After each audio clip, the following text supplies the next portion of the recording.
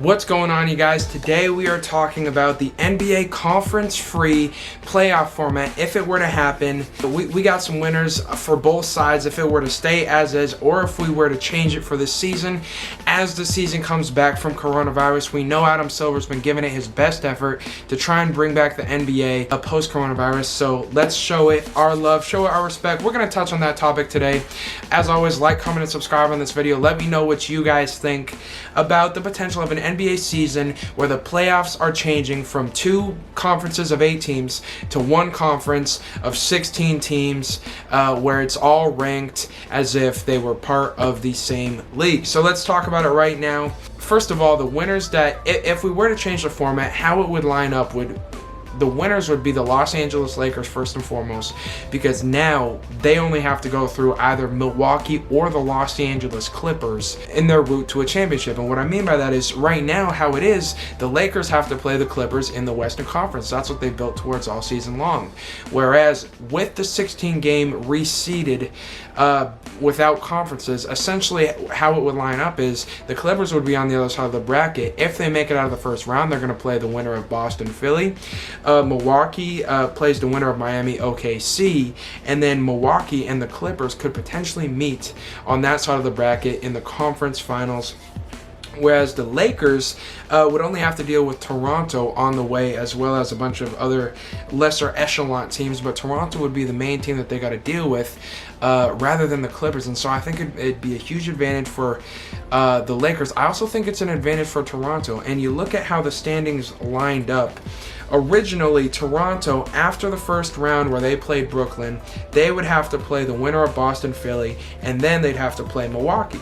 Now, how it lines up, Toronto would have to play Memphis in the first round. They'd probably have Denver in the second round, and then they'd have the Lakers. I definitely don't want to play Boston. I'd much rather play Denver.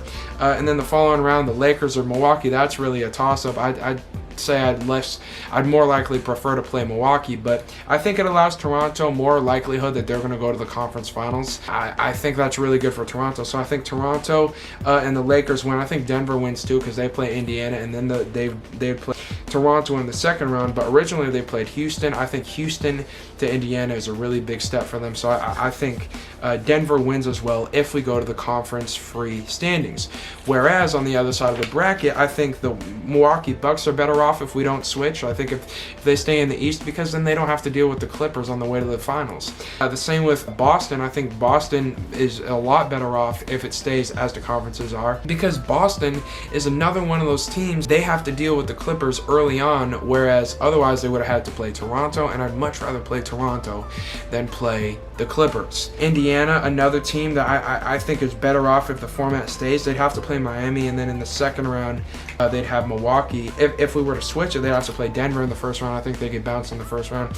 I think they get bounced either way, but I don't think it'd be as close if they play Denver versus Miami. So I think it's bad for Indiana as well. And so the consensus, it's wrong for the Clippers too, because they've been building toward this all season long, and that's why I think we shouldn't do it this year, but I'd be all for it down the road. I think it would be a good idea to bring down the line, but I'm very sure that if we implement it this year, there's no team that would have missed the playoffs that would have made it now that we're changing the format where it's both conferences. And there have been many years where that would have been the case had we switched to the 16-team non-conference playoff selection format. Then we would have had more teams in the West than we would have had in the East. This year, it's even enough that didn't happen. And so because of that, I think it's important that we stick with what we started the season with. I also, I'm a Laker fan, I don't like the Clippers, but it's only fair to the Clippers. You can't change the picture on them. What I mean by that is they rested a lot throughout the regular season. I disagreed with it because they know either way we're going to have to play the Lakers. Let's rest and let's be ready for them. Well, what if you told them that if you get the 1 seed, you might be on the side of the bracket without the Lakers and not have to play them to the finals? Well, then I'm sure they would have approached it much differently, and so I don't think it's fair to the Clippers. You're changing something midway through, and that's never the way to go about it. So I disagree with that, and that's why I think that it's important that, for now at least, the format stays as is for this season. I think it'd be very interesting if we were to switch it to the 16-game non-conference. I think it's something that we should do down the road. I just don't think we should do it yet because it's unfair to some of the teams involved. As always, like, comment, and subscribe on this video. Let me know what you guys make about this whole scenario.